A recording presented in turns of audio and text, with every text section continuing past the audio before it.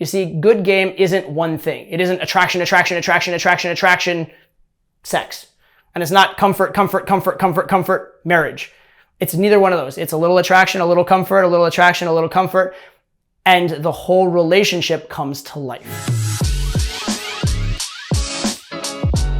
So let's talk about why learning game is hard. And more specifically, what is the journey most guys go on when they set out to be good with women? See, the majority of guys who set out on this journey, they start out being too boring, too platonic, not able to attract a woman. And so at that point, the advice that they need is use more lines, take more risks, be willing to escalate, be more alpha, that kind of stuff. And that will get them to a certain place. However, once you start getting those things incorporated into your game, you start to come off as maybe a little fake, a little gamey, a little bit try-hard. And while you are getting more results than you were getting when you were boring and lame and not attracting the girl at all, you find that you'll get a lot of times girls attracted to you and then it goes nowhere. Or girls will be attracted to you, but they'll see right through you and think you're too playerish or too fake or something along those lines. And you're still not getting the results you thought you should be getting. The lazy answer that most dating coaches would give is calibration. And calibration basically means knowing what to do when. It's this idea that if you have a massive amount of experience,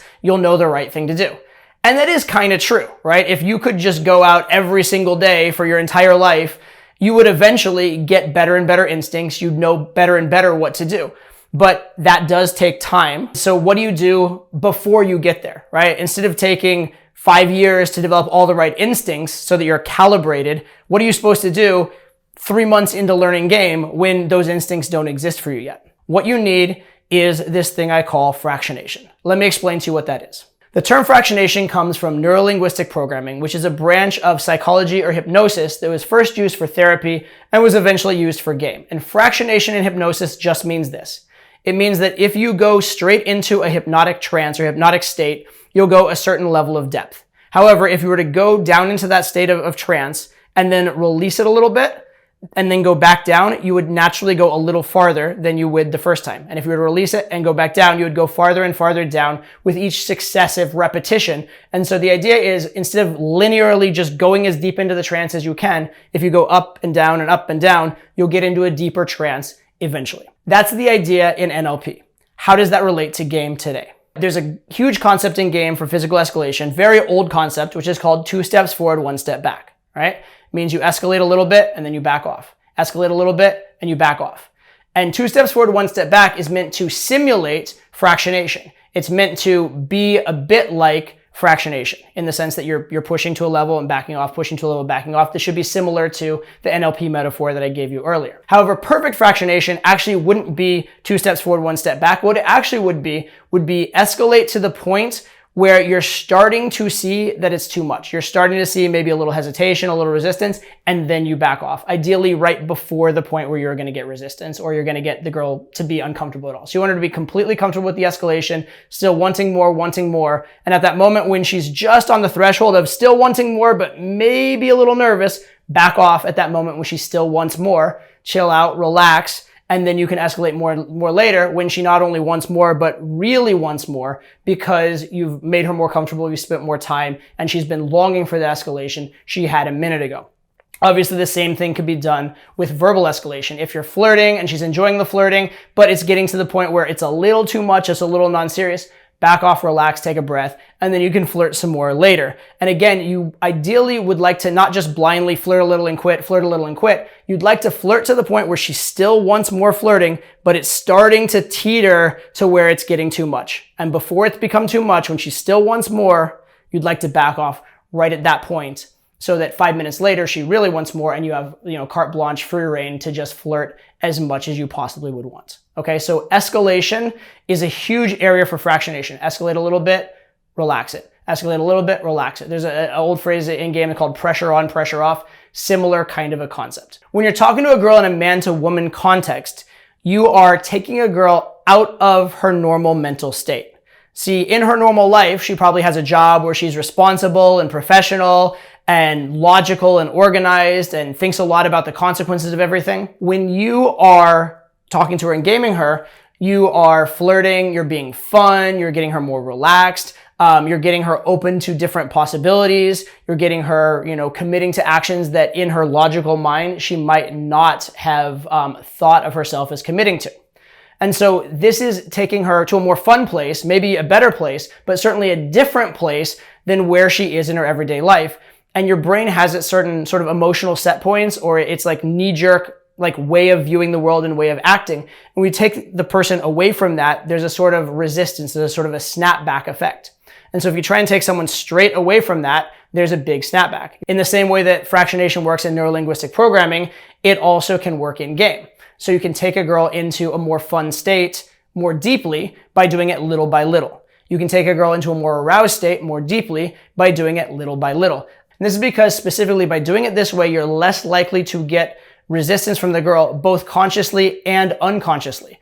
First of all, like I mentioned, she has her natural state of affairs, her natural sort of set point she's going back to. Secondly, the girl has social obligations, the idea of not appearing slutty, the idea of how does it look to other people, all those kind of things. And that's potentially holding her back. That's stopping her from enjoying herself to the fullest.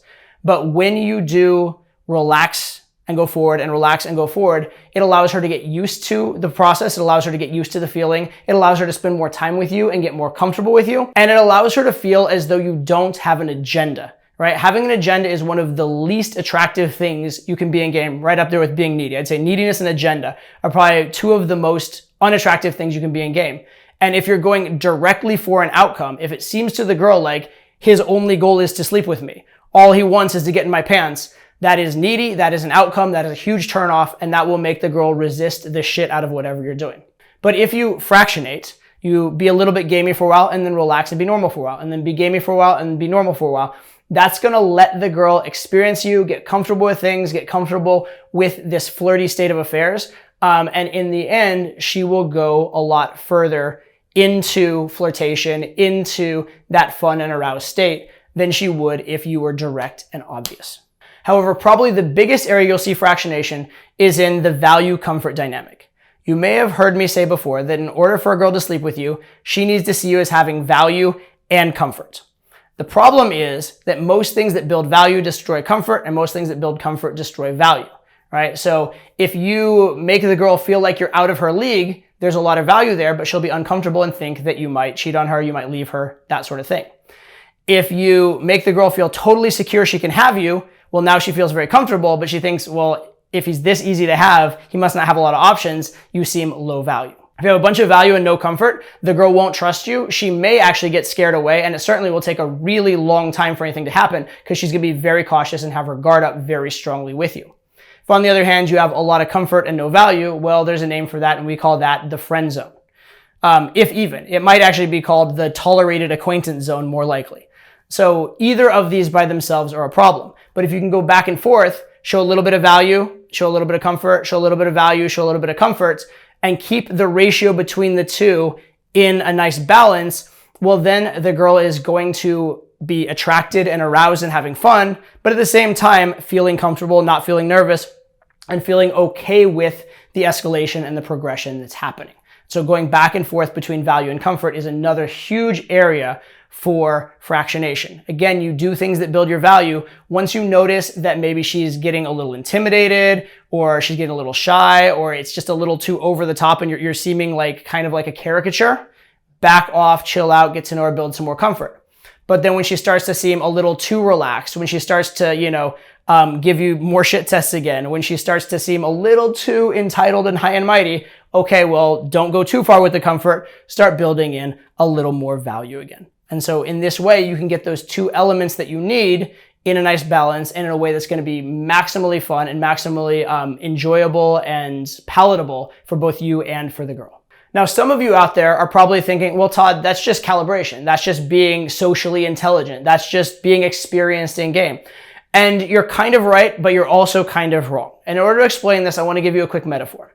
So calibration basically means having whatever you throw out there be well set up at the moment you throw it out, right? So when you tease a girl, you're using just the right tease at just the right time for this girl's particular way of viewing the world and for the situation you're in.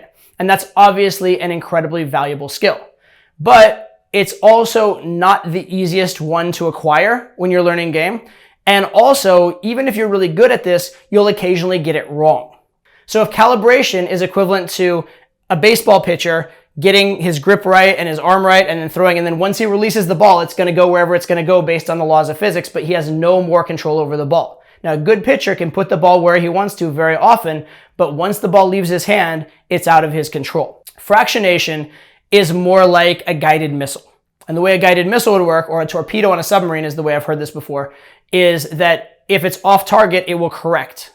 But it will sometimes overcorrect, and then it'll have to correct back, and each correction, it'll get closer and closer and closer into the target. But the difference here is that with the pitch, as soon as the ball's left the pitcher's hand, it's out of his control. With the guided missile or the torpedo, it's being constantly adjusted as you go. There's this constant checks and balances, this constant ability to correct your mistakes as they come up. And if you can constantly correct your mistakes, it's okay to make a few mistakes. It's okay to be a little inexperienced. It's okay to get it a little bit wrong, and you can still figure out a way to get the right end result. Now, obviously, the ideal combination would be calibration plus fractionation, right? You throw the pitch just right, and then if you happen to throw it wrong, you can adjust as needed. But obviously, they are two different concepts, and as a beginner, fractionation is an easier one to start with. So in answer to the question of when should you be fractionating, the answer actually is always. And why is that? It's because fractionation isn't a tactic, it's a strategy. It's an overall idea of the journey you're taking the girl on in game, and it's an overall idea of how game fundamentally works, right? Being direct and obvious and logical in game almost anywhere makes you look like you have an agenda and can even make you look needy. But being relaxed and fun and giving the girl the full array of the emotions she needs is what makes game truly effective. You see, good game isn't one thing. It isn't attraction, sex. And it's not comfort, marriage.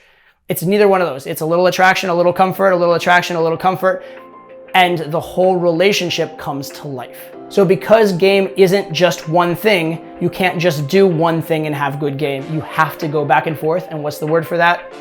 Fractionation. If you have specific questions about fractionation or calibration, post them below, and be sure and like and subscribe, and I'll see you on the next video.